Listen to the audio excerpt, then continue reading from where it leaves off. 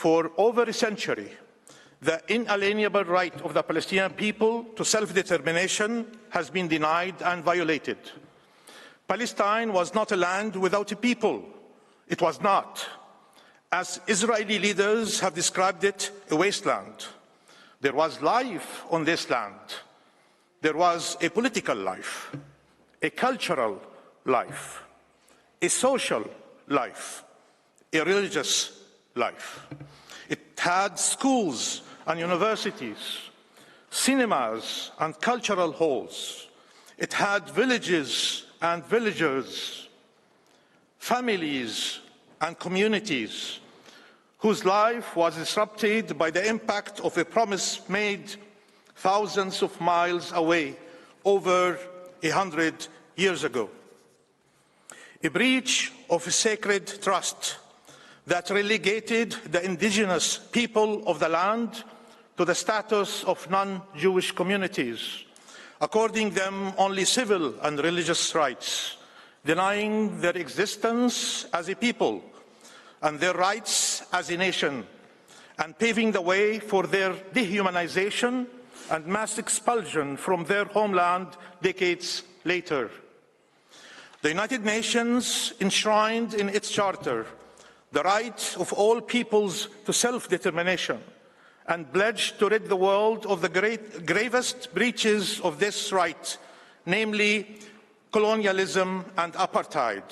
Yet, for decades, the Palestinian people have been denied this right and have endured both colonialism and apartheid. It is a reality of the expulsion of the Palestinian people from their own land, not just during the 1948 nakba, which led to the expulsion of up to 900,000 Palestinians, not just the expulsion of more than 400,000 Palestinians in 1967, but continually, including now, as I address you at this very moment.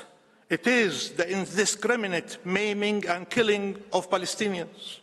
It means you can spend the entirety of your life as a refugee, denied your dignity and your right to return home. It means your life and family, your community and home are under constant threat. Your loved ones can be taken away and thrown in an Israeli jail, held there indefinitely.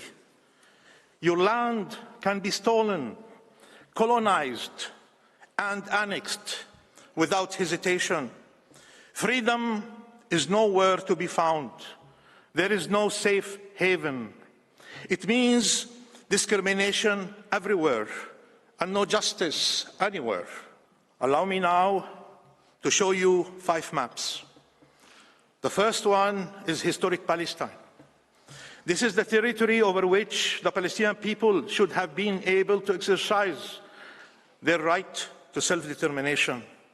Instead, the General Assembly recommended the partition of Palestine, ignoring the will of our people, as shown in the second map.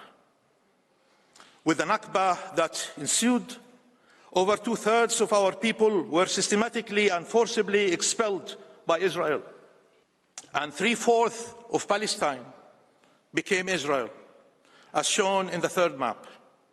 This was the start of the nakba, the dispossession, the displacement and replacement of our people, the denial of rights and discrimination that continues to this very day. In 1967, Israel then occupied the remainder of Palestine, and from the first day of its occupation, started colonizing and annexing the land with the aim of making its occupation irreversible. It left us with a collection of disconnected Bantustans, preventing the independence of our state, as shown in map 4. Israel wanted the geography of Palestine, but not its demography.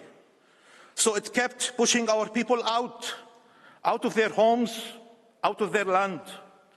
Here is the 5th map. It was displayed by Israel's Prime Minister to the General Assembly last September. He called this the new Middle East. there is no Palestine at all on this map, only Israel, comprised of all the land from the Jordan River to the Mediterranean Sea. This shows you what the prolonged, continuous Israeli occupation of Palestine is intended to accomplish: the complete disappearance of Palestine and the destruction of the Palestinian people. Palestine legitimately seeks the fulfillment of the rights of our people, including the independence of the State of Palestine on the pre-1967 borders, with East Jerusalem as its capital, in accordance with international law and United Nations resolutions. This is the historical compromise we agreed to. A just and lasting solution with two democratic states, Palestine and Israel, living side by side in peace and security. We seek peace, which can only be rooted in justice. When we committed to the peace process 3 decades ago, we did it in the belief and expectation that international law would finally be upheld, not that this process would witness its continued breach. We did so expecting that the rights of our people would finally be fulfilled, not further denied.